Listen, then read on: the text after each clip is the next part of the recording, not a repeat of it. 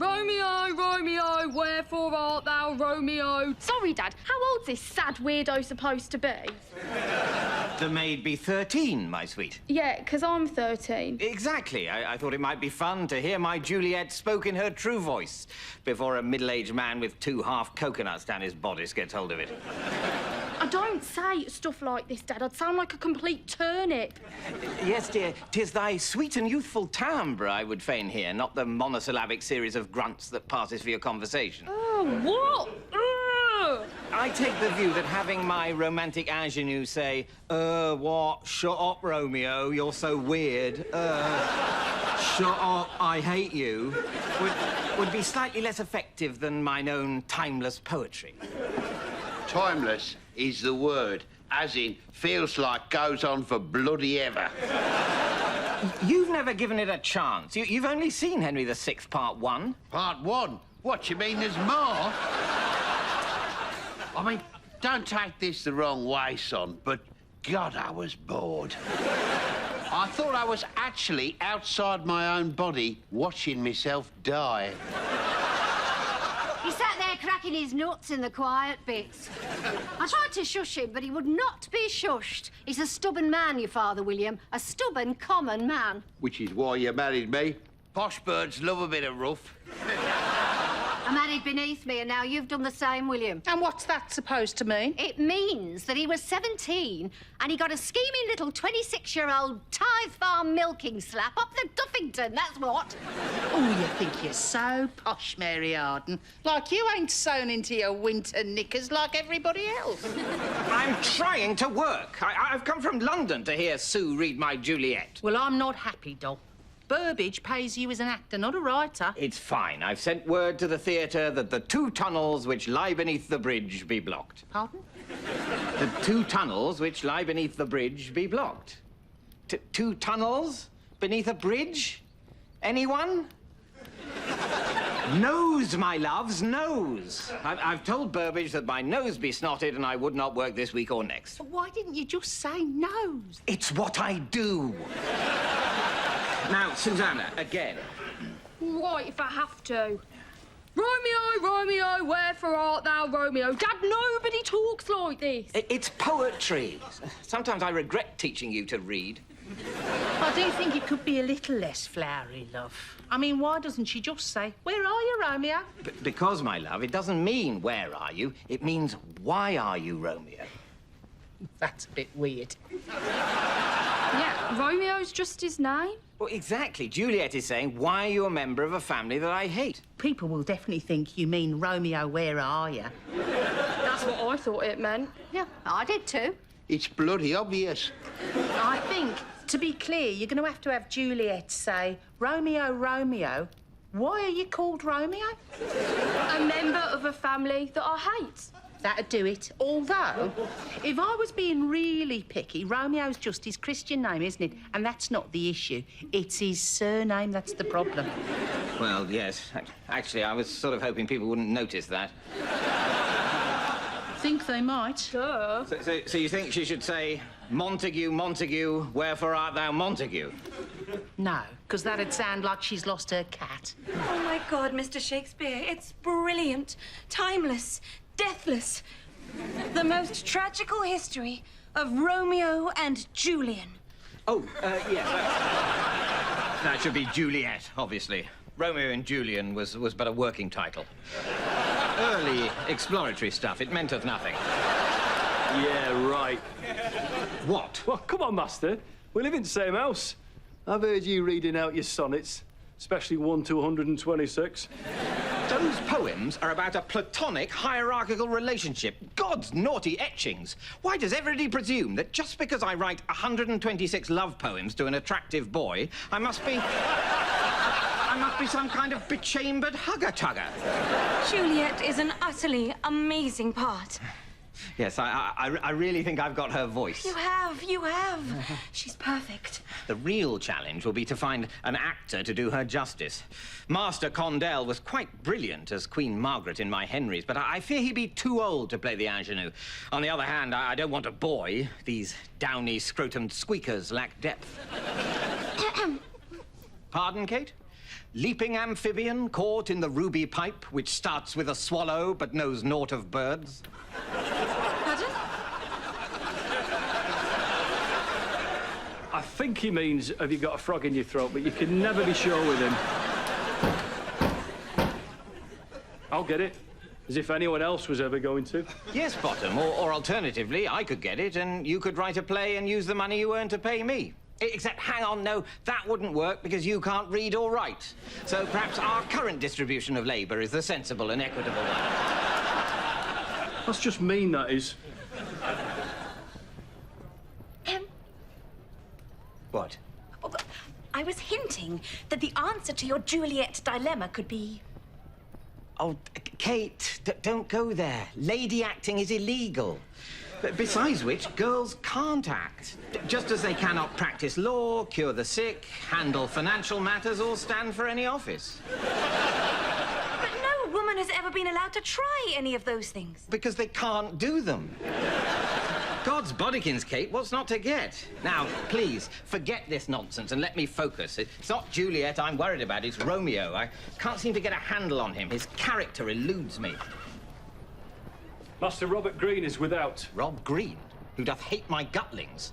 What does he want? Ah, Master Shaky Poet! A word, if you please. Shakespeare, Master Green. My name is Shakespeare. I know your name, sir. I was addressing you by trade, Shaky Poet.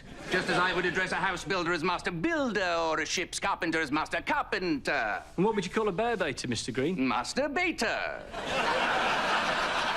Kate, let it lie. Women are not allowed to act. It's so cruel to live in times when women are denied everything.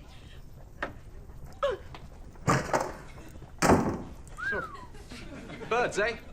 So emotional. They're second-class citizens. Get over it. Anyway, Kit, I was telling you about my new play. It is to be presented to the Master of the Revels, that it may be performed before Her Majesty. Oh, yes, that'll be great, except probably better if I presented it. Just a thought. Here we go, Master. Be strong. Marlowe, I've told you I'm not writing you any more plays. Come on, Will. You owe me. It's me that got your word before the public in the first place. By sticking your name on it. It's the only way. What were you? A country bum snot fresh off the coach. Nobody took you seriously. Exactly. I was but a jobbing actor when I gave you Tamburlaine and Dr. Faustus. But now I want credit for my own work. Bit selfish, Will. Not very attractive. Kit, be reasonable. Mine is a unique voice. Well, unique-ish. I mean, all you really do is jumble up the words. Well, I admit I do a fair bit of word jumbling, and I'm not apologising for that. But also, I create language, inventing phrases that I'm sure one day will be in common usage. Look here. Mary Stuart, who is twice damned, being both Scottish and French. She, I have dubbed, a frog jock. No, fair play. That is pretty good. I mean, that's just the sort of line I should have written. But you didn't. Oh, don't quibble, Will. It makes you look small. Come on, just give us a play. Because of you, everyone thinks I'm this brilliant poet guy, when actually I couldn't be bothered to rhyme dove with... What, see? Lost interest already. See, verse is just not my gig. But why do you care that people think you're a poet? You're a famous royster, the most popular man in the city. Your name is like a cold sore. Pardon? It's on everybody's lips. Bit rubbish, that one, Master. Look, Bottom, improvisation needs a non-critical environment to flourish. You can't do it if you're getting heckled by your servant. You need to man up. Comedy's a tough game. It's adversarial. I just don't think it needs to be. Come on, Will. You totally know why I need this poet thing. It's my cover. Oh, yes, of course. I was forgetting. You're a secret agent. I'm one of Walsingham's men. Sworn to defend the realm, yet forever in the shadows. And so I play the gadsome poet whilst on my secret work of vital national importance. This work being the entrapping and burning of Catholics. Absolutely. And that's vitally important, is it? Well, it seems to be. Walsingham never shuts up about it. As a taxpayer, I can't help wondering if the state might not be better employed expending its resources on other important works. Building better roads, for instance, or some rudimentary urban plumbing. Well, you'd think, wouldn't you? But burning Catholics, that's definitely the big thing. Just as burning Protestants was the big thing of the last insane bint in a crown who passed England's way. Yeah, it's weird, isn't it? But I don't make the rules. I'm just in it for the expense account, the chance to chase foreign girls. Well, I'm sorry, Kit, but you're going to have exotic sex at the public's expense without my help. I love you, cuz, but I'm not giving you my frog jock play, and that's final. Well, if you won't, I suppose. I mean, writing plays can't be that hard. Maybe I'll just grab a chicken and write one myself. Kit, you be no poet. If you write a play, I fear it will be like that which stinks but be not fish, fertilizes plants but be not compost, and is the last stage of the digestive process but be not a glass of port and a pipe of tobacco. Well, Bottom, today's the day. Hey? The poet Robert Greene, who is master of the Queen's revels, is coming to collect my brilliant play, Frog Jock Mary, Queen of Gingery Savages in Skirts. Master Shaky Talent. I'm sorry, did I say shaky talent? I meant, of course, Shakespeare. Although oft the tongue will tattle what the heart would hide. Oft indeed, you preening supercilious plague pustule. Oops! You see? I'm doing it now. But enough of such merriment, sirrah. The third Sunday after Lamington Eve approaches, you sent word that you have written a play. Not even a collaboration, but all by yourself. You sound surprised, Master Greene. Well, 'tis only that all London's poets are university men. Kidd, Nash, Beaumont, Marlowe, mine own humble self.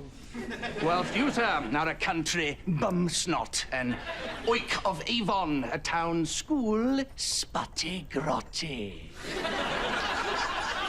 And so am I like the fulsome cleavage of a buxom saucing wench. Meaning? Much looked down upon. I like that one, Master. That works. Woe to Albion! This sceptred isle doth burst with talent, and yet a gaggle of snootish pamperloins from just 2 universities snaffle all the influence, jobs, and cash. It is as it should be, and as it ever will be, sirrah. Ever will be, Greene? I hardly think that centuries hence a tiny clique of Oxbridge posh boys will still be running everything.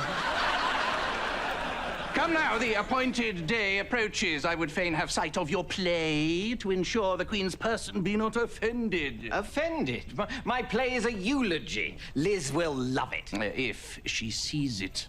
Christopher Marlowe, a university man of proven genius, has also promised a play. Kit, he wrote a play after all. Damn, that was quick. Come now, I'm a busy man. Give me your play. Absolutely. Here it is.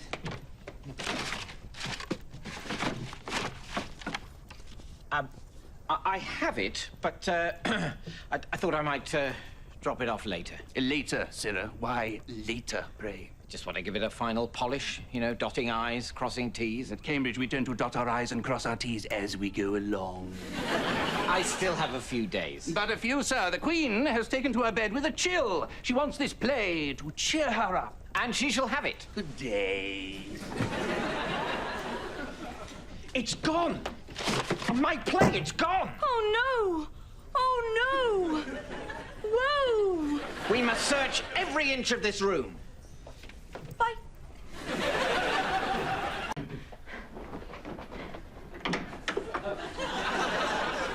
Good, Master Shakespeare. But soft. The room is bare. That foolish girl mistaken must have been. 'Tis shame indeed, for I am come all contrite to make amends for my foolish slander in the groat and offer a token of my future love. God's conkers, here's a minty fix. He's come to make amends, and I am hid. I will reveal myself, but dissemble of the cause. But soft! What's this? Why, good Master Shakespeare be here after all. Sirrah, are you well? What? What? Oh, yes, quite well, sir. Weary was I, and so did lay me down to rest behind this chair. Well now, Greene, it seems right strange that one who dubbed me Crow comes now a-calling. I am come to beg your pardon. for the wrong I have done thee. Wow. Really? That's extremely sweet of you. Sweet like the honeyed goat balls that toothless crones do suck on Lammas Eve. Brilliant image from a brilliant poet. Thanks. Well, I will grant thee my pardon gladly, cousin. And for the new love I bear thee, will I speak further? 'Tis whispered abroad that you would attend the saucy prancings all clad in silken hose. Aye, 'tis true. Spy you these naughty boys. I beg thee, coz, to think again. The fashion changeth daily. Silken hose is banished in Florence just now. Instead, purple puffling pants, yellow tights, and really silly cross garters are all the rage. Any who come a-prancing dressed not so will make a poor show indeed. Really? Really? Goodness, my heartfelt thanks for telling me this, for I would fain make a good impression. Then I will see you at the prancings. Good day. Well, what did he want? He said he was sorry and wanted to make amends. Isn't that lovely? He's lying. It's bloody obvious. It does seem a coddling good turnaround from him that called me Upstart Crow. 'Tis certain this Green, who was all green like the green-eyed sea monster, does not turn joyful pink like the one-eyed trouser monster in so swift a time. It is a bit strange when you put it like that. He told me my tights weren't fashionable enough and that I should wear purple puffling pants, yellow tights, and really silly cross garters to the prancing. He's trying to trick you into looking stupid. Exactly. So must I go all clad in sombre garb like a god-prodding pure titty and thus filch him of his gulling. Absolutely. And yet, why does this Green hate me? Because he's jealous. Exactly, Bottom. Because I'm a genius. That's not actually what I said. And since he knows how clever I am, he must know that if he tells me to wear stupid prancing pants, I will guess his bluffle and come in sombre garb, whilst he besports his dainty leg in finest Italian cross-gartered yellow. You're overthinking this, Master. And so must I practice on him a double bluffle and go a-prancing in purple pants. Unbelievable. It just stopped dead. Susanna, your father's home. Help him with his cloak. Oh, yeah, that's right. I forgot I'm a slave.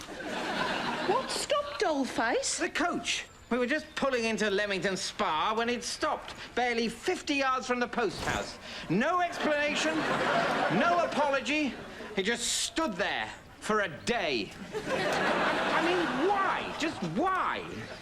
What are you doing home anyway? Did you miss us?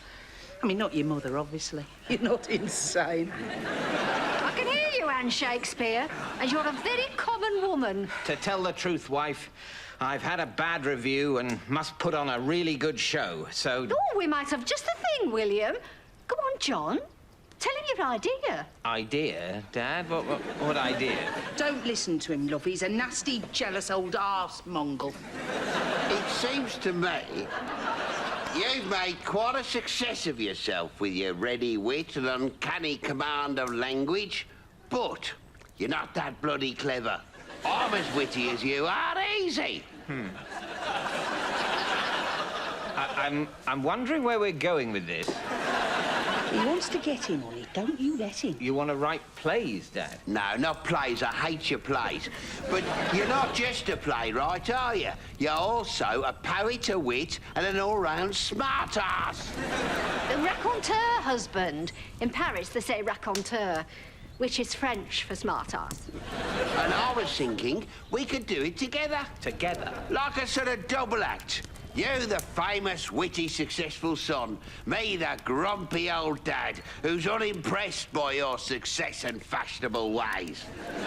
The only one who can really point out what a knob you actually are. Because he's your dad. Maybe. I'm not sure. You're ashamed of me because I'm a convicted criminal. No, I just... Ah, you think you got above us with your bloody London ways.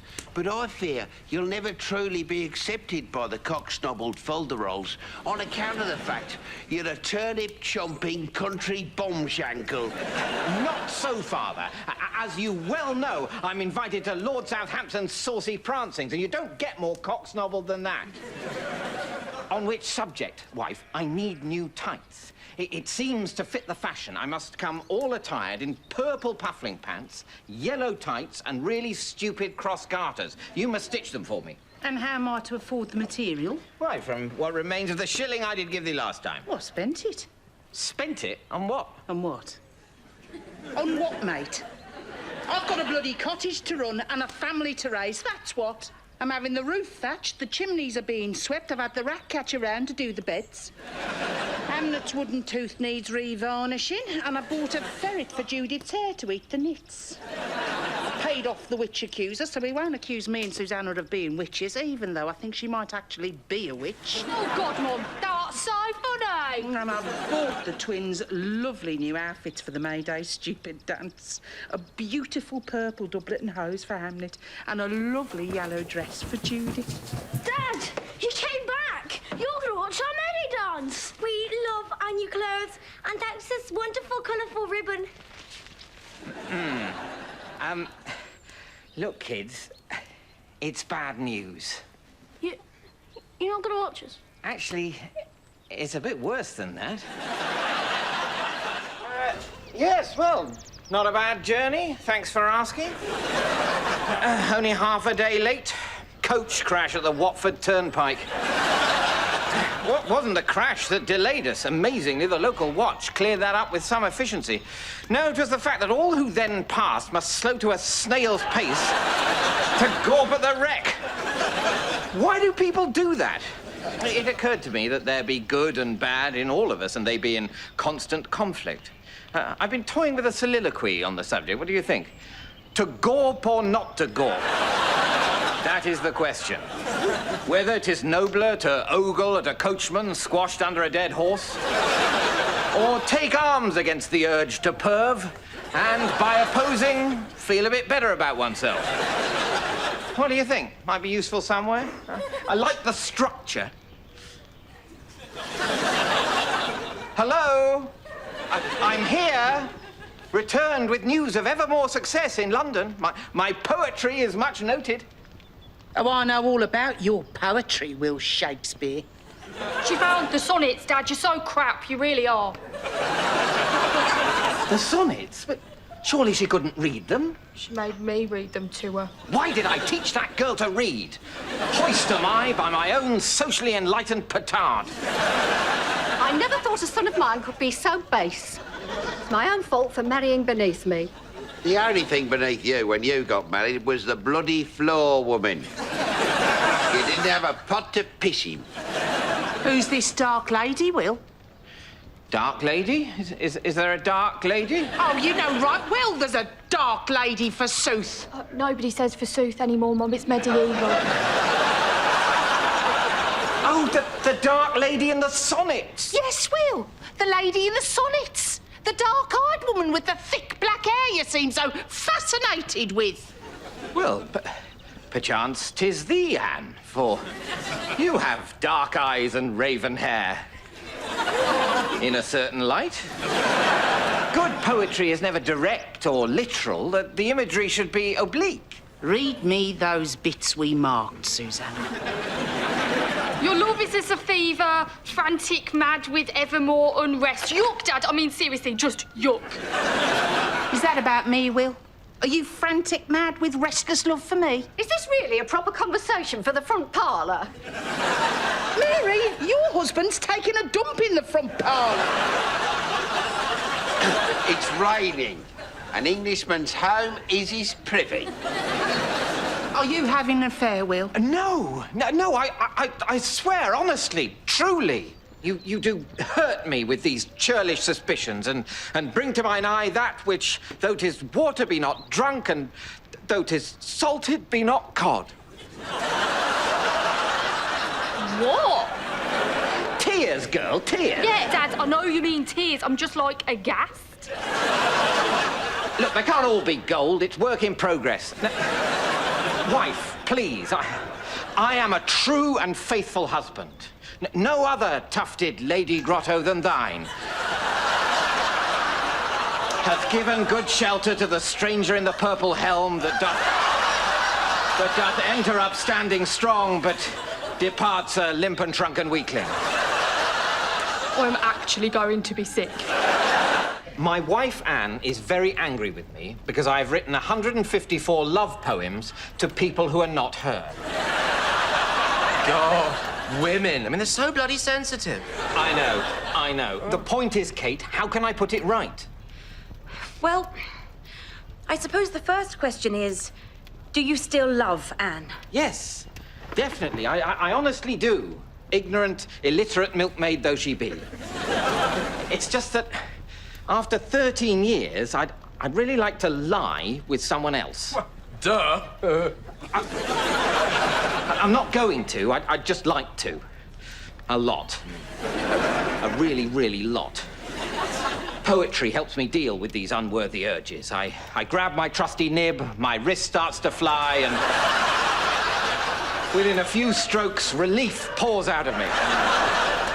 Well, I'm sorry, Mr. Shakespeare, but if ever things are to be right twixt you and Anne again, you're going to have to stop loving whoever it is you're writing these naughty poems to. If only it was so simple. But the fair youth and the dark lady are my twin muses. 'Tis they who empower my verse. Besides, once the two of them read my sublime and bewitching sonnets, I very much doubt that they'll be able to stop loving me. And this by that I prove. Love's fire hates water. Water cools, not love. Doesn't rhyme. The sonnets, my lady. See how fervently she reads. How grateful will she be to be the subject of such divine verse. Just reading the one about my eyes being nothing like the sun. Ah, yes, a brilliant opening image, don't you think? The sun being bright, shining, radiant, and above all, hot. Yes, absolutely. But you are saying my eyes are not? Bit of an own goal there, mate. Well, not as bright, shining, radiant, or hot, obviously. We're talking about the sun, Amelia. If snow be white, why then her breasts are done. Done is an English word for grey-brown, no? As when you say done cow. Ouch, 2-0. Well, yes, but the image is only partially bovine. I'm not suggesting you have but one bosom with 4 nipples. Well, you're really digging a hole for yourself here, mate. The breath of my mistress reeks. Were you happy with this as well, Mr. Shakespeare? I don't know. Should it have been stinks? So this is supposed to be flattering. Just so I understand. I get it. Perhaps I should have explained. This love sonnet is particularly brilliant because besides being a love sonnet, it also satirizes love sonnets. You see? You're getting double bubble. Ah! This is satirical.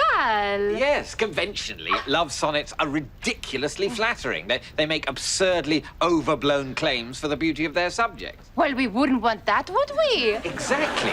The love I show you in my startlingly innovative 130th sonnet is greater because it recognizes your flaws. Next time, bring me sweets. Actually, I've written a poem for you as well. Emilia. Emilia.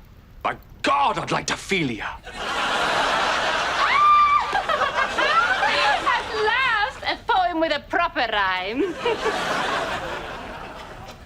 Good day, Mr. Shakespeare. Perhaps you'll have better luck with your boyfriend. Lord Southampton is a pal. Anne, I don't think you heard me right. I've murdered Macbeth. Which is terrible, Will, terrible. Wife, how canst thou take this so lightly? Oh, I'm not taking it lightly. I'm just trying to see the upside. We live in tough times. Life's cheap. I mean, the average bloke's dead by the time he's 25. Well, I suppose, put like that, Macbeth should consider himself lucky. Of course he should. Selfish bastable. I mean, how long did he want to live for anyway? There's no reason why we should be suspected. Not unless we bring it on ourselves. Tonight we dine at Sir Thomas Livesey's and we must both appear innocent and carefree, smiling and laughing. Yes, you're right. Innocent and carefree. Of course, Burbage and his company are booked for the entertainment, so smiling and laughing might be harder. I think we should aim for forced grins.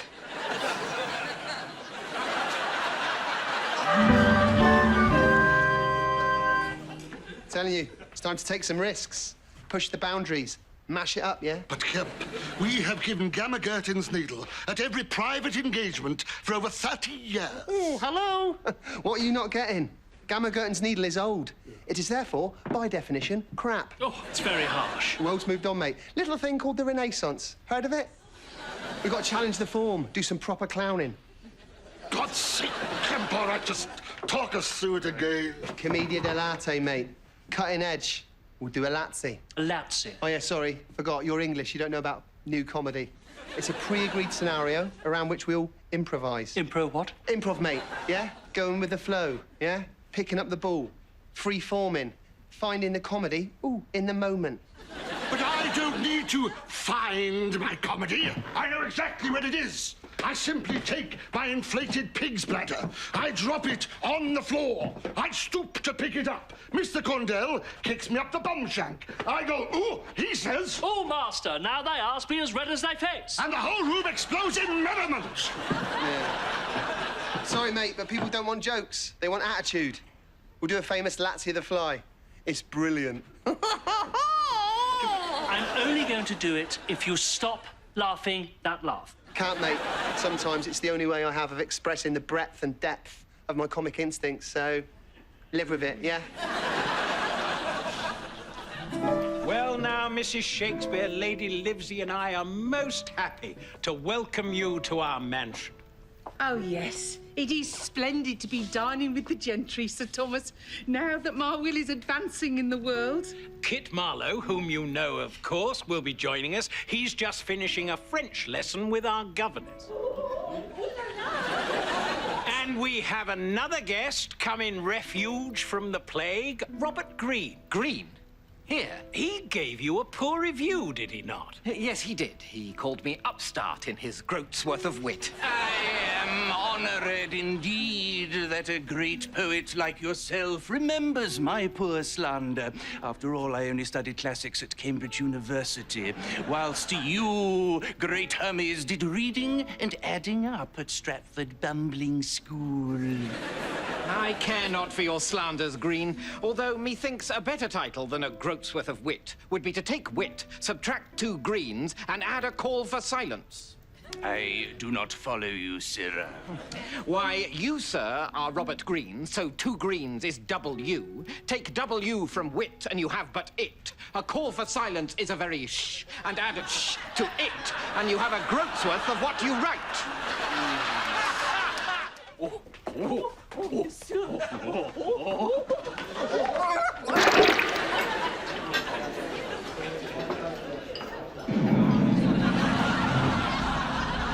Which of you has done this? Never shake thy milky chops at me! What ails you, sirrah? Stay back, vengeful spirit! He sees some vision. His eye is fixed with terror. Some say 'tis conscience that maketh men see vengeful vision. No, 'tis just a little fit. He has a very active imagination. It's his thing. For Lordy's sake, it is just a painting of fear, like the air-drawn milk jug you saw in your wet dream.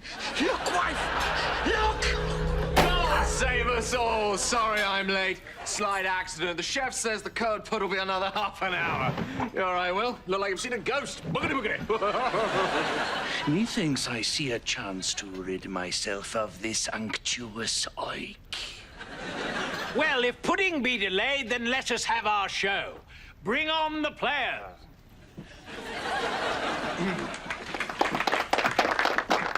Hi, yeah, right.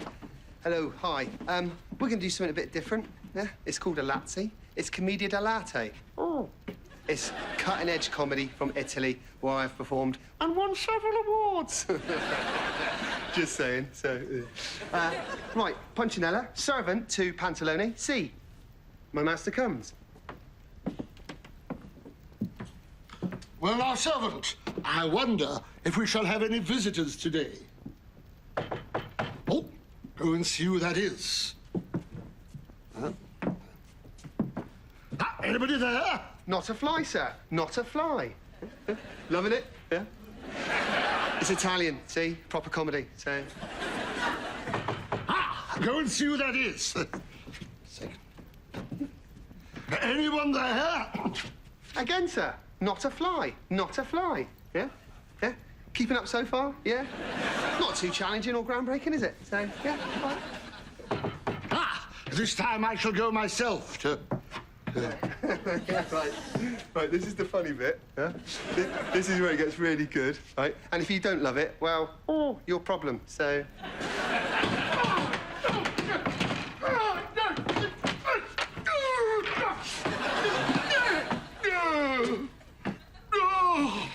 I've been robbed and beaten. There are hooligans there, you fool! Yeah, but there wasn't a fly, was there? Brilliant, yeah? Oh, God. Oh, just a bit there. We're dying on our Arsingtons. Condell, quickly! What's this here? Oops, my old pig's bladder. Up! I've dropped it on the floor. I better stoop to pick it up. Hey? Oh, master, now they ask me as red as thy face.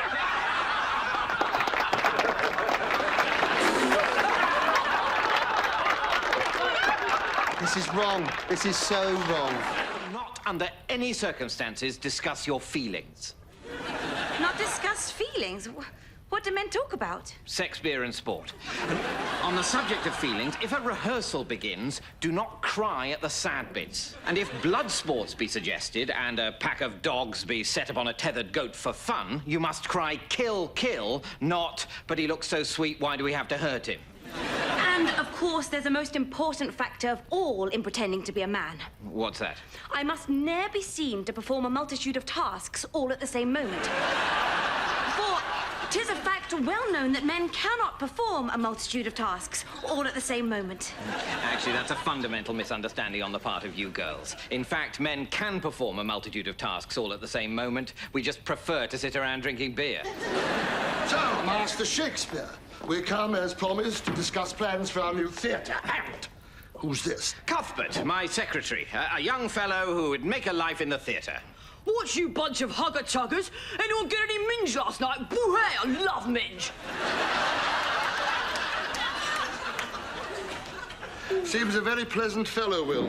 Yes. Come and sit down, Cuthbert. Hey, tell you what, perhaps later on we'll go bear baiting, eh? Brilliant. I certainly won't cry.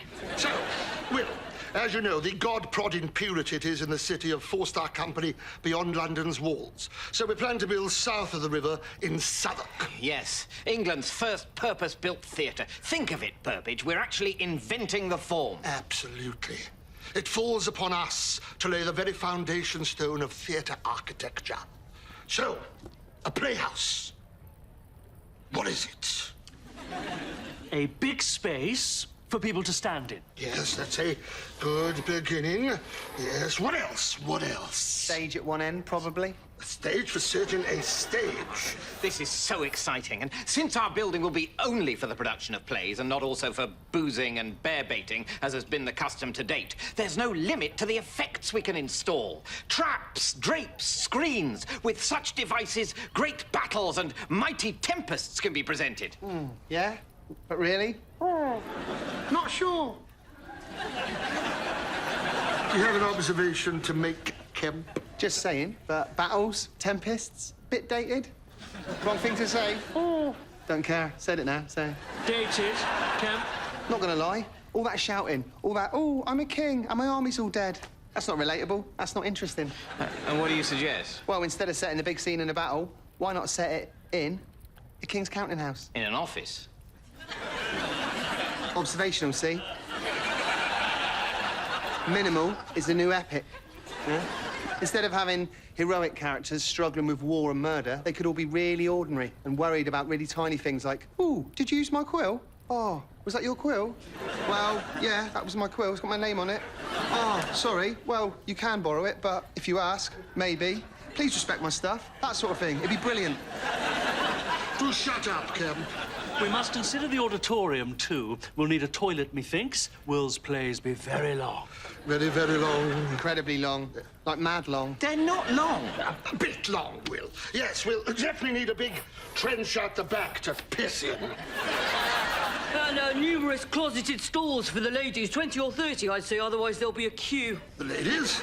You think we should cover for them? Well, of course. While there be no ladies on stage, many do attend the play. Yes. Well, I suppose we could knock up a little shed and put a bucket in it. So, the conveniences.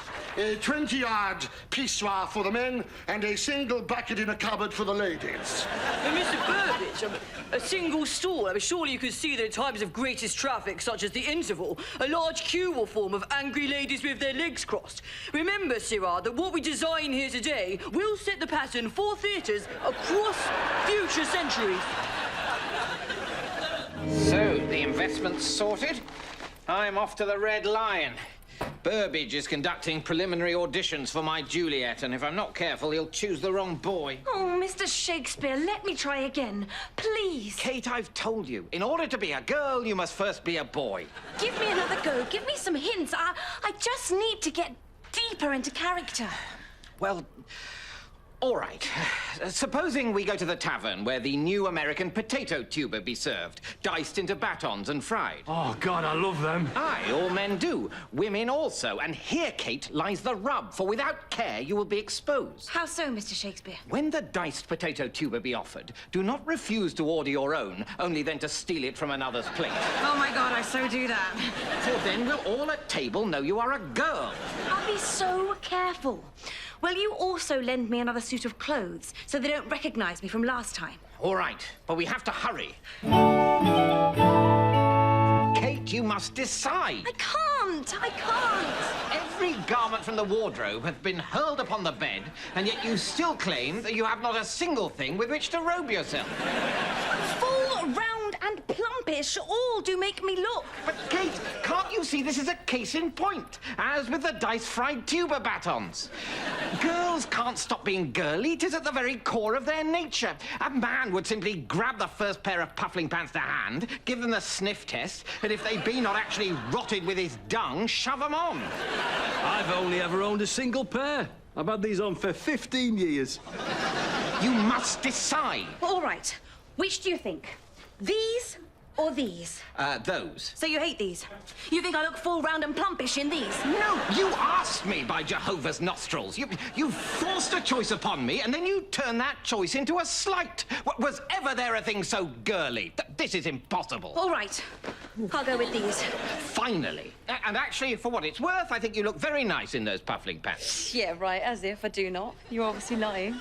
Oh, God. Look, Kate, I'm sorry, but I'm not doing this. It's quite clear that you can never convince as a man, and therefore there is no possibility of your ever earning the opportunity to convince as a woman. Now, I have far more pressing concerns. You wait, Mr. Shakespeare. I will find a way to prove my worth. Kate, gentle Kate, thou provest thy worth every day with thy joyous smile, thy girlish laugh, and the soft, tender grace that all Eve's daughters bring to the rough world of men. Oh, Mr. Shakespeare, you are like he who gives support, like that which sweetens all that it covers. You are a great poet and are like the heavens. Kate, your words move me, but I would fain know their meaning. Why, he who gives support is a patron. That which sweetens all that it covers be but icing. A great poet is a bard, and the heavens, of course, be starred. Put them together and you get... Patron, icing, bard, starred. I'll leave it with you.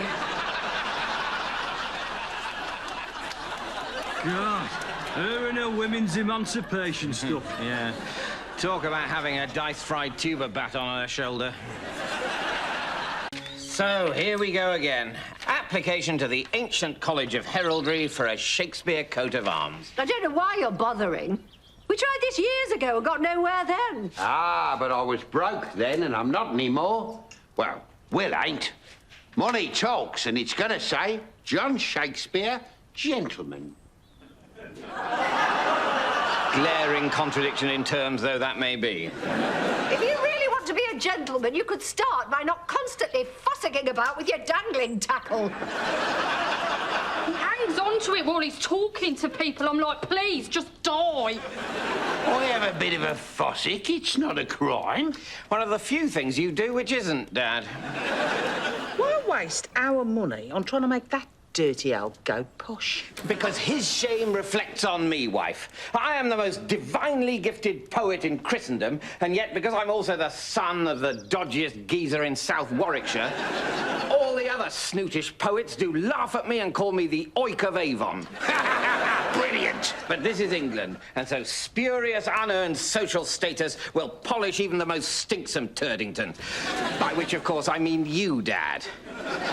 Thus must I bribe the odious Robert Greene that the Shakespeares may be gentlemen. Or, in Dad's case, genitalmen.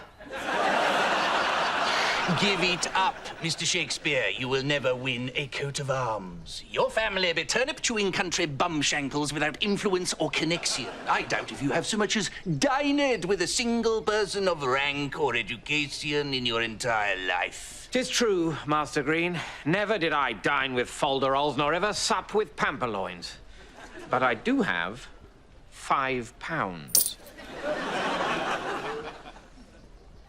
Mr. Shakespeare, attempting to bribe an official of the crown is a criminal offence. Bribe, sirrah? 'Tis but a gift, a token of my esteem. A very generous token of my esteem.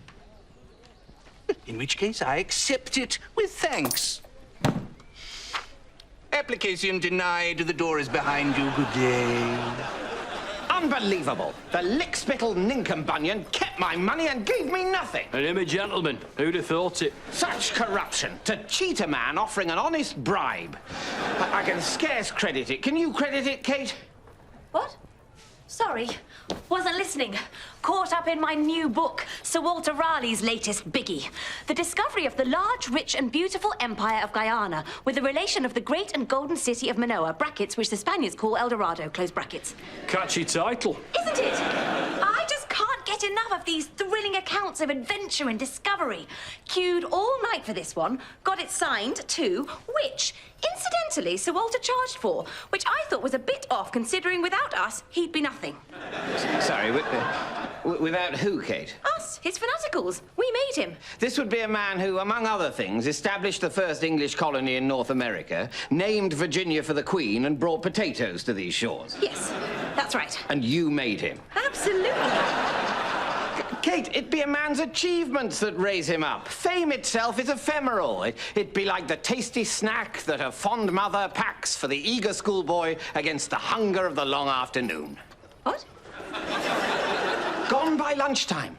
But you want to be famous, don't you? As a poet, Bottomy, if fame itself be more important than the means by which it be got, then will there dawn a day in Albion where we simply watch a gaggle of inadequates sitting about in a house and call them famous?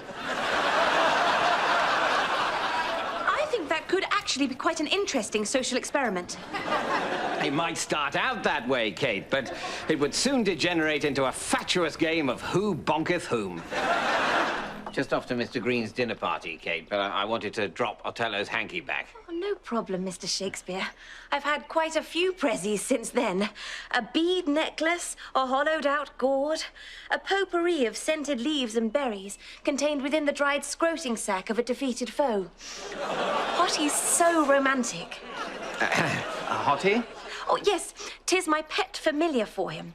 I fashioned it out of the first syllable of his name and the fact that I find him extremely and totally hot. Yes, I think I got that. He calls me Sweet Tits, which no doubt be a reference to adorable baby birds. Yes, and tell me, Kate, have you yet confessed to Prince Othello that you are not, in fact, the Duchess of Northington, but a naughty imposter? Oh, Mr. Shakespeare, Hottie won't mind that. He loves me, and amor vincit omnia. Yes, hang on, I know this. Virgil, love conquers all. Love conquers all? Could have sworn that was one of mine. Virgil, you sure? Quite sure. Nearly 2,000 years ago. Right, so definitely out of copyright. And tell me, Kate, how do you see this relationship developing? Do you imagine yourself as the future Mrs. Othello? Oh, I don't know, Mr. Shakespeare. He's admitted to me that he's polygamous. And so if we married, I would in fact be one of 17 Mrs. Othellos. Goodness, Kate. Could a proud Englishwoman ever accept such a demeaning situation? Well, you see, Mr. Shakespeare, if, as a proud English woman, I marry a proud English man, he immediately takes all my property and has the right to make of me his slave and beat me without fear of law. As would the Moor. Yes, but with Othello, I would only get 1/17 of his attention, whereas in England, I would have to put up with some brutal bastable all on my own. For an Elizabethan woman, marriage is a percentage game. Right, yes, I see that. Plus, think of the adventure. To be with such a man as the Moor, a warrior who has sailed afar and seen the anthropophagi and men whose heads do grow beneath their shoulders. Yes, well, I must admit that does sound like pretty exciting stuff. There was one other thing. I wanted to ask a favour. As you know, I'm hoping to petition the College of Heralds to grant the Shakespeares a coat of arms. Robert Greene has let slip that were so great a man as General Othello to plead my cause, Greene might be better disposed to consider it. So I was wondering... Of course, Mr. Shakespeare. I'll have a word with Hottie, and I'll lay it on really thick. I'll say you're absolutely amazing and totally wonderful. Now, you have a lovely evening with Mr. Greene. I'm going to bury myself in Sir Walter Raleigh's book and dream of Hottie taking me in all those exotic places. To, Kate? You mean taking you to all those exotic places? I kind of think I know what I mean. I expect you're all famished after your long journey. Well, there's a fine stew on the fire. Bottom, will you dish up? Suppose I better I'd do. Whoever it was who coined the phrase, a change is as good as a rest, obviously wasn't a servant. That was me, wasn't it? Yes, I think that's definitely one of mine. So when my gran used to say that to me when I was a tiny, tiny lad, she was quoting you then, was she? You really have got to stop taking well-known sayings and claiming you wrote them, Will. You're better than that, you know you are. So, what's this new historical crap you're writing then, Will? I'm going for the biggie, Dad. Henry VIII. Henry VIII? I can't imagine anyone wanting to watch dramas about him or any of the Tudors. That devil destroyed the one true faith. Mum, we do not call Catholicism the one true faith. It was the one true faith under the last Queen. Under the current crazed harridan, it is satanic heresy. Do try and keep up. I don't think Mr. Shakespeare should cover Henry VIII either, Mrs. Shakespeare. The man's life was one long catalogue of religious hypocrisy, domestic violence, and murders of convenience. Sounds like my kind of play. I'm sure he had a good side, some redeeming features. Dad, he cut off 2 of his wives' heads. I am aware, my sweet. He didn't just say, oh, you don't really get me anymore, we need to give each other space. He cut off their heads. Well, sometimes with relationships, it's better to make a clean break. Now, come on, everyone. We're looking for King Harry's positive points. Well, he made Wales and England into one kingdom. I think I'll leave that out. Not making any friends on either side there. Although, of course, the Union did make sound economic sense, promoting growth by breaking down trade barriers and allowing for free movements of goods, services and labour. Yes, Kate, but if there's one thing we know about the British, be we Welsh, Scottish, or pardon me for living English, it's that when it comes to a choice between sound economic sense and bloody-minded petty nationalism, then the world can get Stufflington because we want our countries back, no matter how small, cold, wet, or utterly impoverished they may be. Anything else? He wrote green sleeves. He did not write green sleeves. That is a common misconception, which no doubt will be corrected with time. He was a great scholar for all his boorish, violent ways. He wrote Assertio Septem Sacramentorum, a staunch defense of Catholicism, for which Pope Leo X gave him the title Defender of the Faith. This would be the faith that a week later he started burning people for believing in. The one true one. No, Mum. Satanic heresy. You've got to try and get your head round that. Anything else? Well, plenty, but none of it very nice. He passed the succession law, which declared his own daughters illegitimate. Yes, not a good look. One thing calling your kids a couple of little bastables, we all do that. But it's another to make it an act of parliament. This is going to be tougher than I thought. I'm telling you, Mr. Shakespeare, do Henry V, the hero of Agincourt. And I'm telling you, Kate, he was a self-righteous bore. If I wrote a play about him, I'd have to come up with some other really memorable character to draw focus. Some gross and bawdy, but ultimately pathetic figure who could lead Prince Hal astray, thus mitigating his piety and creating a good dynamic for when Hal becomes king and must renounce his gadsome ways. Well, that sounds promising. Yes, but what form would this character take? Who could I base it on? Here, Bottom, look at my parsnip. It's like a giant cod dangle with a couple of hairy Bollingbrookes. Brilliant! Yeah.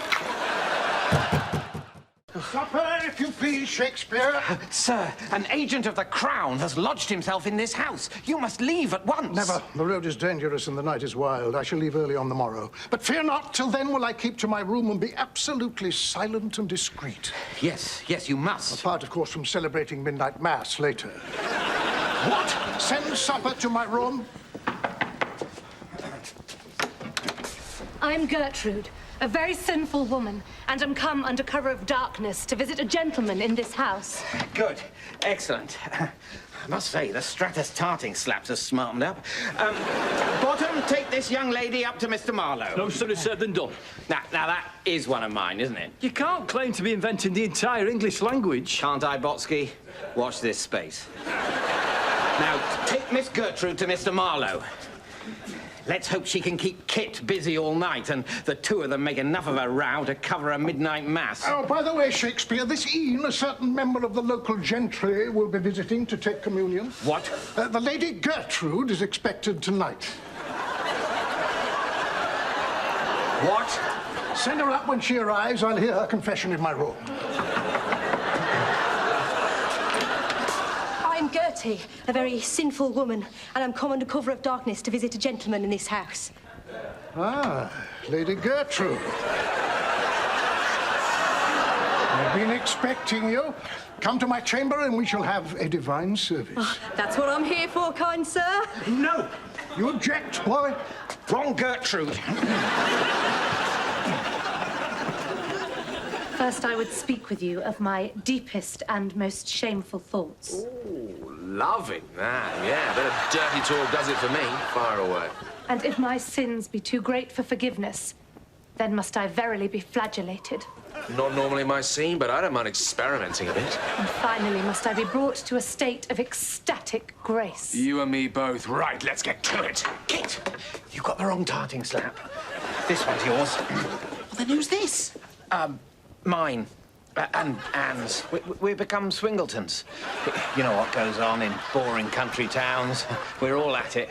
We park our hay carts in quiet cul-de-sacs and watch each other.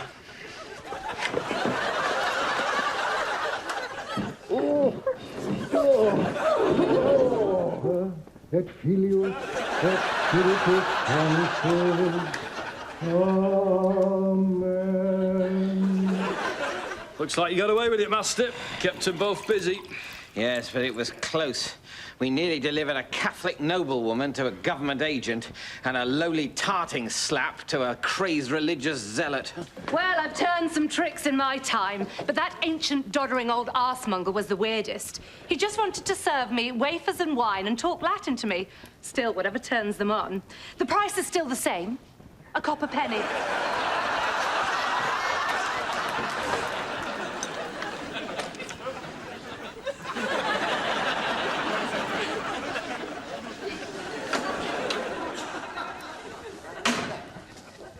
Oh, my goodly godlingtons. Gertrude was the tartling slap. Which means Gertie was the noblewoman, and we sent her to Marlowe. Well, I must say, that was the most divine service I've ever had. I feel I've been to heaven and back. The Eucharist has certainly changed since I last had it ministered. In the old days, you kept your clothes on and the priest only put a biscuit in your mouth. Now, money. Money? For the offertorium. A good Catholic never forgets alms for the poor. Here is a copper penny. Believe me, it was worth it. Priests were never like that before the Reformation.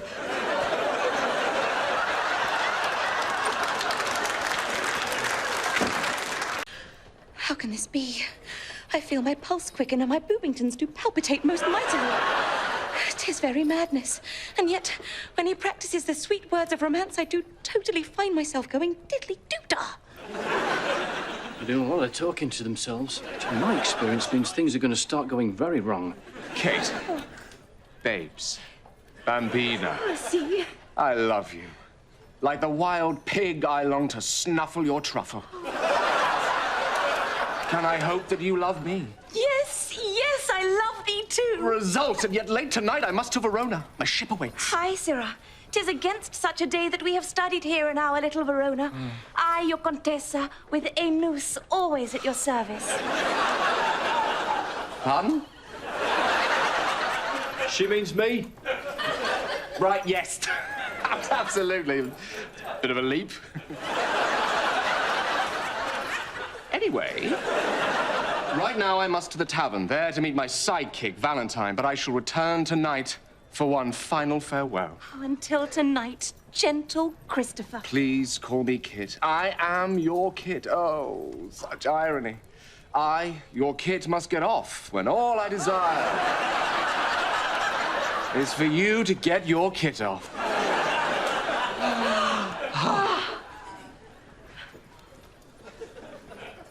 Oh, such a poetic soul. Kate, weren't you listening? He said he wants to get your kit off. Yes, but in a nice, romantic way. Clear the decks, cancel all appointments. Green has tricked me into writing the wrong play for our new patron. He wants a light, romantic comedy set in an exotic location. What are you going to do? You're absolute crap at comedy. I am not crap at comedy. Oh, you are a teeny bit crap at comedy, Mr. Shakespeare. How can you say that? It's just mad. Every single history I've ever writ has contained at least one hilarious scene in which poor people of low social status with amusing names like Doll Tearpants and Ned Snatchbutt acted stupidly. So funny. But I've only ever done comedy scenes, never a whole comic play. Well, at least all will be peaceful here, Mr. Shakespeare. My Italian lessons are done. Brave Kit must away on his country's service. Yes, I passed him on the stair. He seemed different, as if some strange and luminous light shone from within. Possibly he bit on a bad oyster and was struggling to keep his buttocks clenched. Till he did make the shitting ditch. Child, there is a blush to your cheek, and your boobingtons do palpitate most mightily. Have you been eating maggoty cheese? 'Tis not maggoty cheese which doth palpitate my boobingtons. No, it's a cheesy maggot.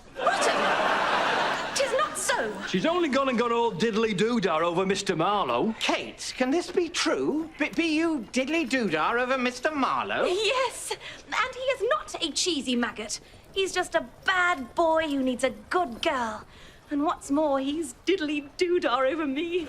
Kate, I'm sure he thinks he is, but that's Kit. He's a gadabout.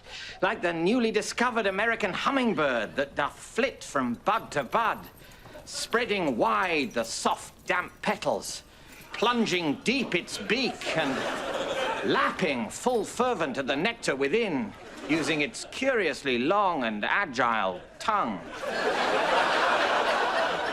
Gosh, Mr. Shakespeare. You're not helping, Master. Ho, Sirrah! Who comes? Sorry, bit blurry. These damn roses have made my eyes water. I do suffer from the summer snottage. Sweet. He doth seek to hide his love from me with the old summer snottage excuse. See, he did not recognise her. His eyes are watering. He's got the summer snottage. It is not the bloody summer snottage. It's because she's wearing puffling pants and a boy's hat. Tell me, what is your business here? Why, Why, only to serve you, my lord. I am but a poor English boy, far from home. Gadzooks, here's a happy chance. A servant will be useful in my pursuit of the divine Contessa. Very well. Boy, you may enter my service and know straight away that I do love. Joy, he thinks only of me. See, my love comes. What? Now hide we must behind this small tree, which, by strict convention, will render us invisible. I thought this might happen. Kit's eye has lit upon another. Brilliant. That's the Act 2 opener right there. Poor Kate. Her heart will be broken. Not for long. Soon will she reveal herself as a girl, and Marlowe's love will be rekindled. Or not. 'Tis mine own Sylvia. Oh, is she not radiant? Aye, sirrah. Radiant indeed. And yet, be there no sweet English girl at home whom you do hold in your heart? Well, there was one, a bookish Polly Purepans whom I thought I did love, but I am so over her. La bella Sylvia be my love now. So far have I plighted my troth in vain. Therefore, I will send you in my stead. You are a charming, pleasant-voiced youth, and 'tis certain Sylvia will lend you her ear. Here, give her this token of my love. Oh. This ring, sir, but surely 'tis most precious to you. No, not really. Got it off at landlady's doors. I can't really see her having anything valuable to give away. Save, perhaps, her heart? Kit sends Kate to plead on his behalf with the very love token she gave him. Boom. Act 3 just wrote itself. What a total bastable. Don't worry. When she reveals herself, all will be well, and I'll have my finale. Or not. Madam, forgive my intrusion, but I bring word from my master, Christopher Marlowe. Signor Marlowe? Well, what says he, girl? Boy. I am a boy. I see you are confused with your gender. Or perhaps just curious is more common than people think.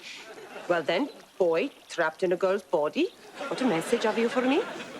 Only that my master does love you full well, and as a token of his love, does offer you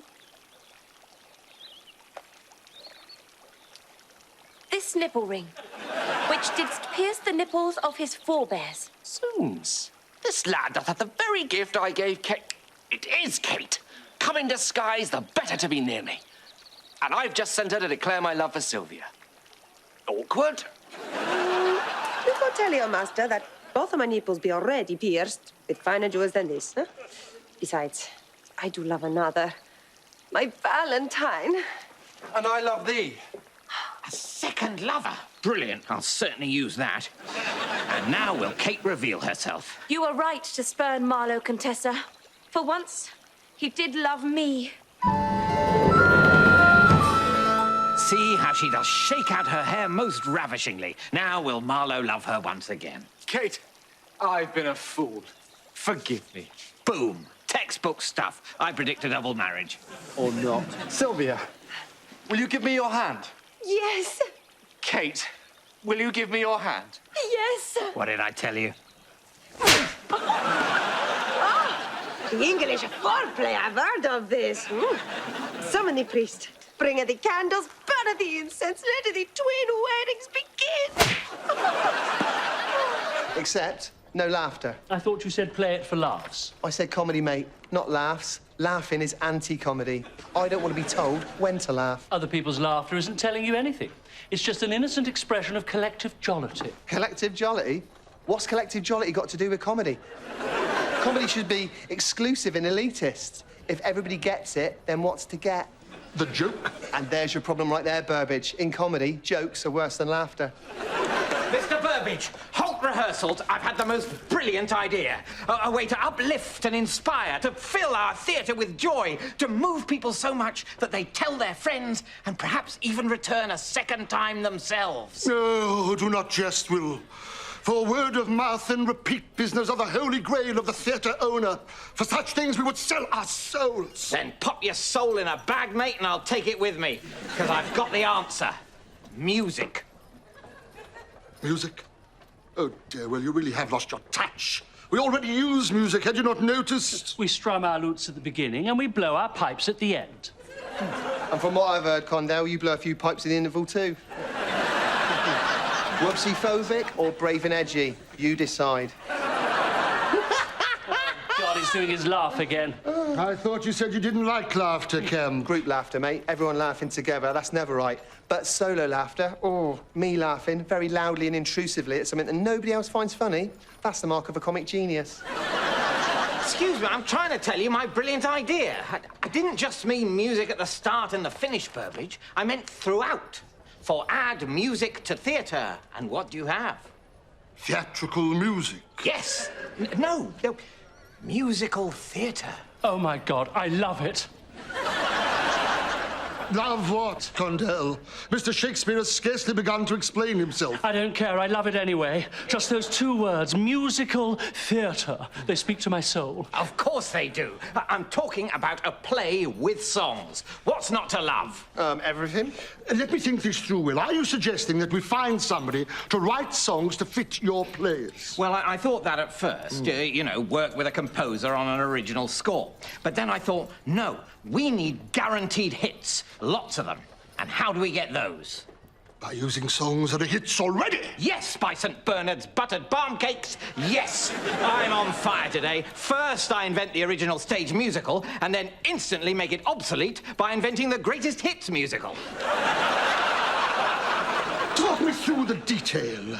Well, how does my Henry VI Part 1 open, for example? At the funeral of Henry V, Bedford, Gloucester, Exeter, Warwick, Winchester, Somerset are gathered to mourn the king. Each speaks at length. A soldier brings news that France is lost. Further extended monologues ensue. It's a very long scene. Very long. Like mad long. It is not long at all. 25 minutes at most, and it flies by. But I admit that you don't exactly go home humming it. But imagine if, instead of opening with 15 pages of blank verse, we opened with, "Now is the month of Maying." My God, 'tis a thought. A brilliant, magical thought. I love, love, love it. I can see it now. Act 1, Scene 1, London, 1422. The street is filled with lovable Cockney characters, cheeky street urchins, costermongers, pretty flower girls, a perambulating top or two. Enter the new king! Strike up the players! And the whole company sing "Now is the month of Maying." 2 minutes later, the entire audience will be on their feet with their arms swaying in the air. La la la la la la la. One more time!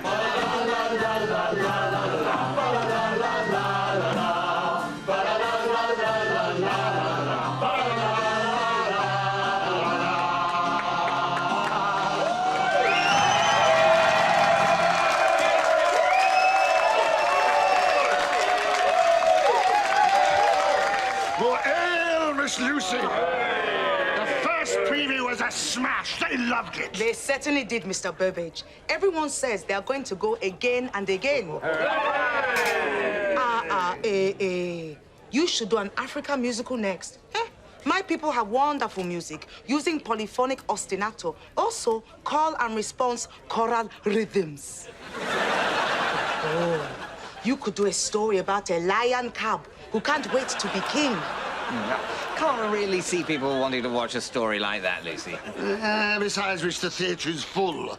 Norwich Boy will run forever! Hooray! Its run is already over, Mr. Burbage. Today's preview was the first and last performance.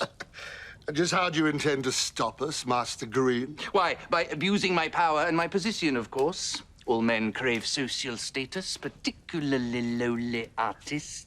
Oh, I get it. I'll handle this, Burbage. So, Master Green, you see that I have a hit, and in your jealousy I come as Master of Heralds to offer noble rank in exchange for pulling the show. Well, 'tis certain a gentleman could ne'er be associated with such an endeavour as this. Sorry, Green, but it won't work. I would love for my father to gain his family coat of arms, which is his dearest wish of all. But sod him. I will not cancel my greatest hits musical. But, Mr. Shakespeare, you misunderstand me. This is not about you. Sorry, Gaither, I'm pulling the gig. You can't use my songs. Thompson, we have a hit.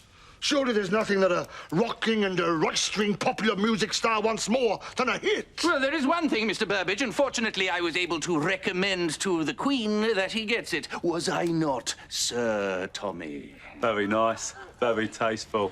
Loving that. Knighted? Him? But the bloke's a shameless tax avoider. I've done a lot of work for charity. Yes, the knighthood is principally for Sir Tommy's charity work. Which I've done a lot of. What?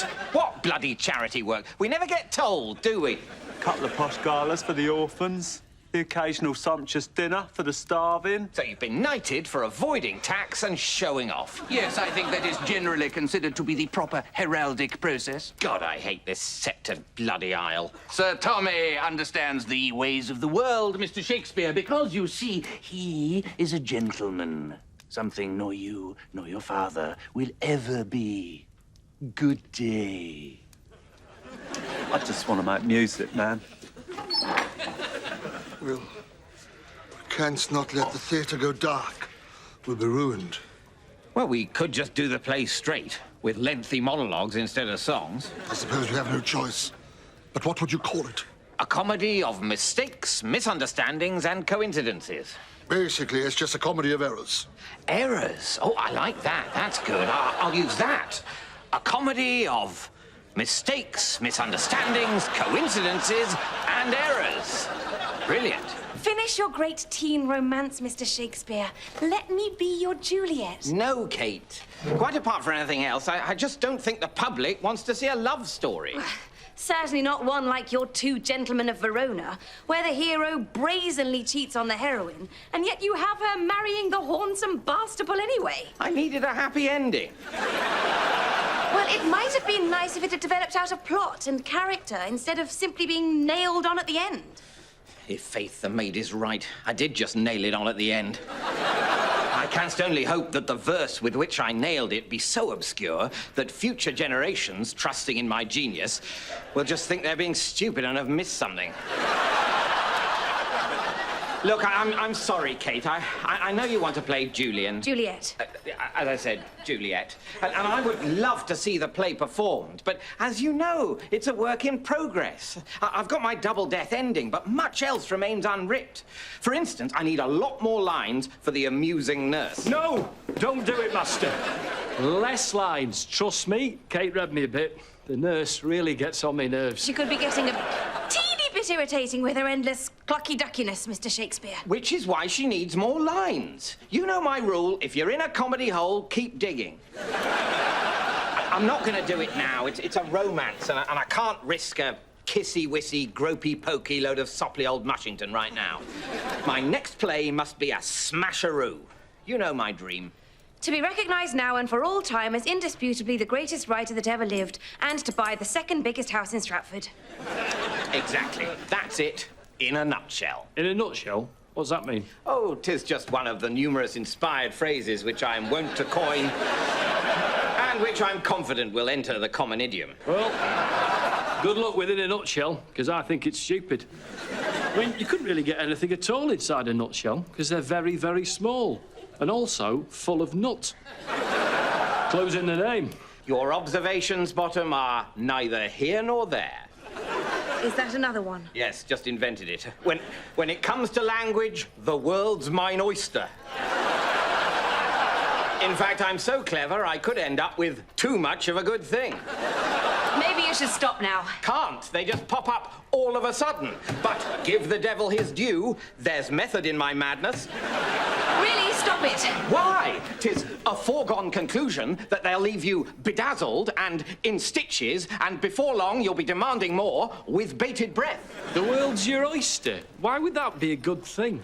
Tad obscure. What the dickens? I'll spoil my spotless reputation. Must be tired. I didn't sleep one wink. If I'm not careful, you'll send me packing on a wild goose chase, and I'll vanish into thin air or be dead as a doornail. Stop it! I really mean it. You're very clever, Mr. Shakespeare, but you can be an awful show-off. But with a heart of gold. No! Just a show-off. Aye, there's the rub. Stop it! And actually, I happen to know you didn't originate the phrase dead as a doornail. I blooming did. You bloomin' didn't. William Langland did in his Middle English allegorical narrative poem, Piers Plowman.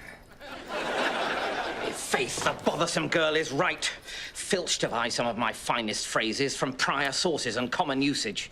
I can only hope that as years go by, the original derivation will fade from memory. And I'll get all the credit.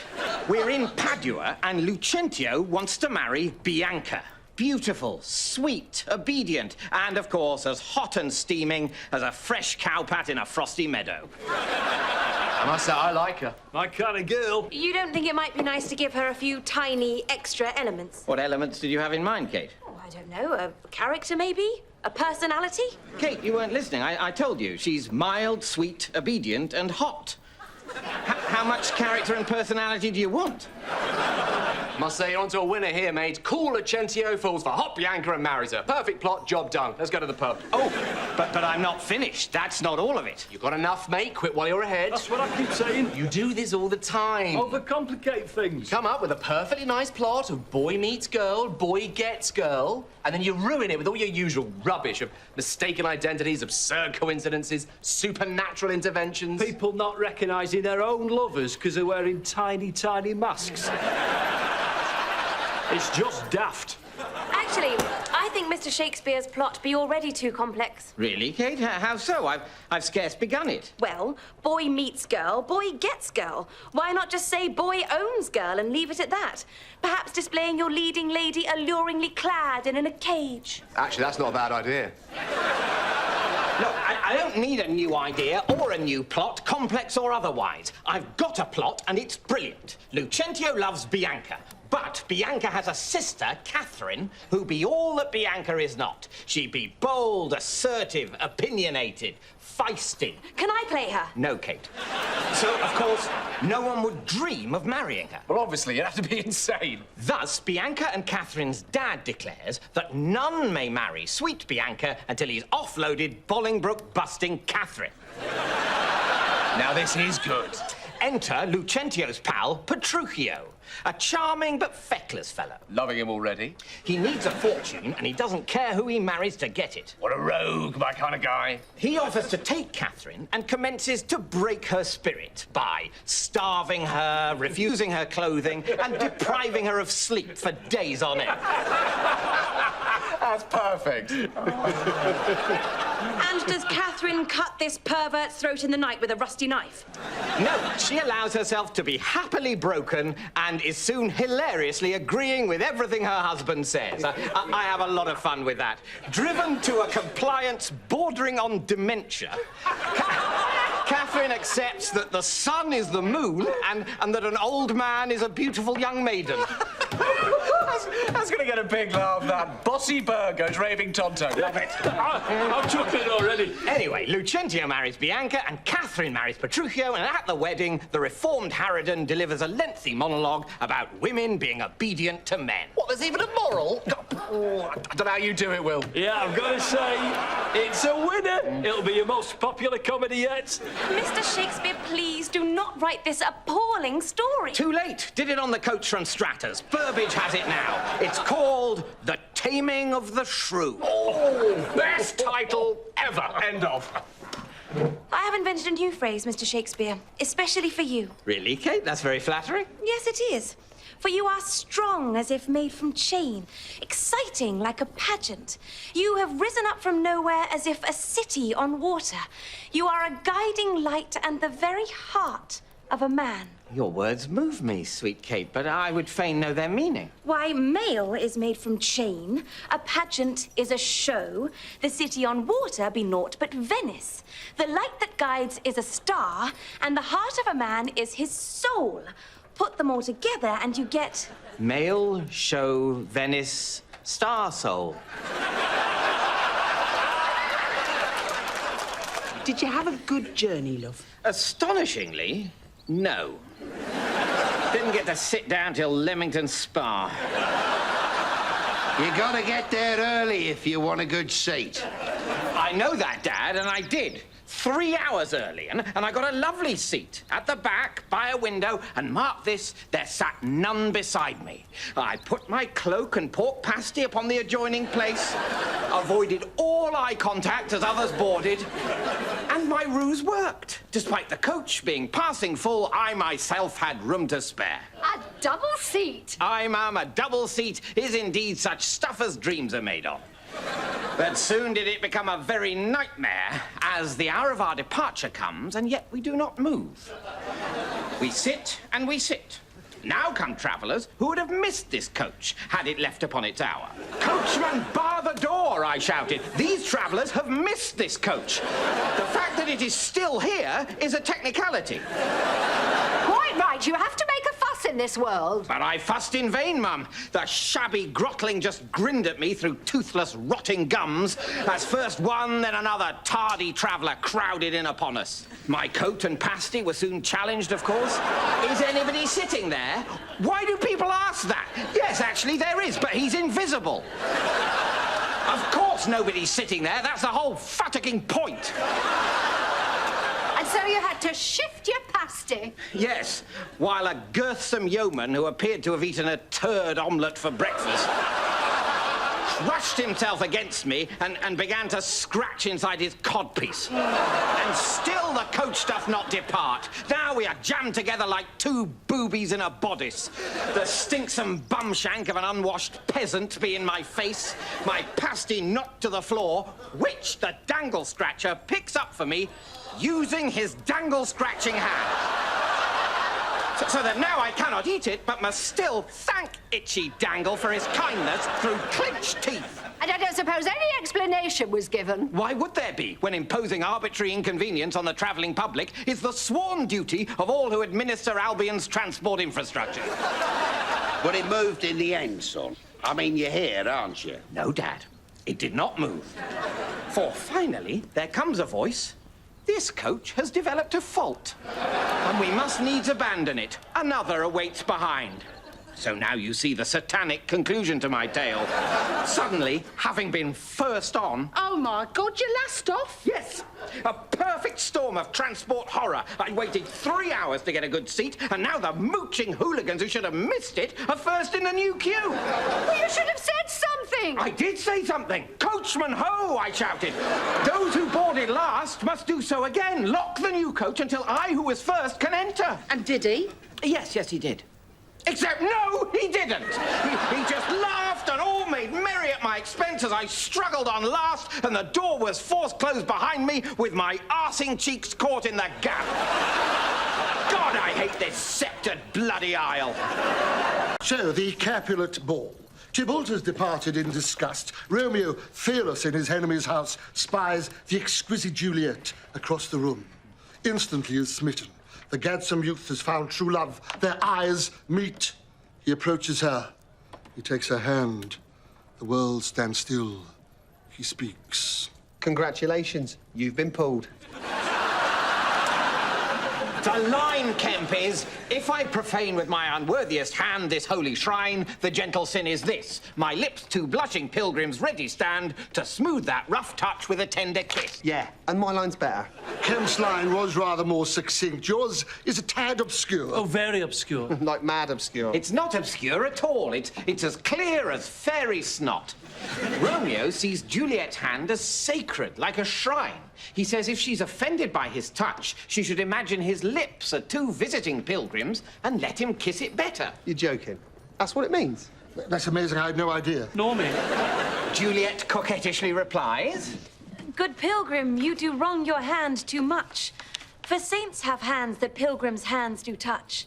And palm to palm is holy palmer's kiss. Oh, their hands kiss. Palm to palm. Oh, I like that. That's sweet. And, of course, there's also the highly amusing internal pun. There's a pun? Oh, God. Obviously, there's a pun. People love my puns. They love how obscure they are. Palmer is archaic slang for pilgrim. So Romeo, having called himself a pilgrim, is now offering a palmer's palm. So funny. It'll stop the show. Maybe you could afford to lose that one, Mr. Shakespeare. Bit weak. It is not weak. It's a bolted-on pant-wetter. And in my view, it'll get even funnier as the meaning of the pun fades ever further into history.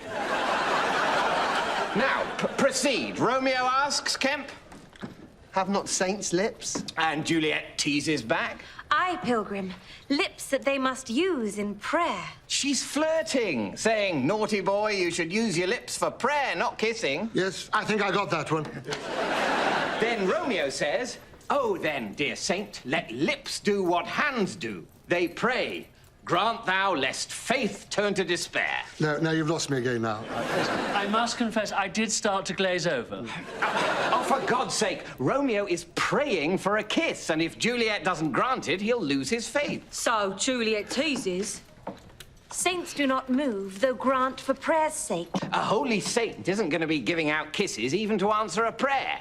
Then naughty Romeo, who by this time be as hornsome as the newly discovered African rhinoceros, which has, as you know, a very large horn, says, "Then move not, while my prayer's effect I take." Pucker up, babes. And Romeo kisses Juliet. Oh, now that is a cracking good scene. Yes, it's pretty good, Will, I must say. Congratulations. Now I understand it, I consider it destined to become one of the most celebrated lovey-kissy moments in all English theatre. One of? One of? Oh, thanks very much, Condell. Talk about damning with faint praise. It's a good start, yeah? Two teens hook up at a party, like it, but to make it brilliant and edgy, they should get totally lathered and go get tattoos. Yeah? And Juliet passes out in the kitchen. Oh. Romeo cops off with her best mate. Juliet wakes up, stuck with his name tattooed on her bum. Mr. Kemp, let us hope that the day never dawns in Albion when tales of young love will be reduced to mere celebrations of drunkenness and copulation. Keep wishing, mate. History's on my side.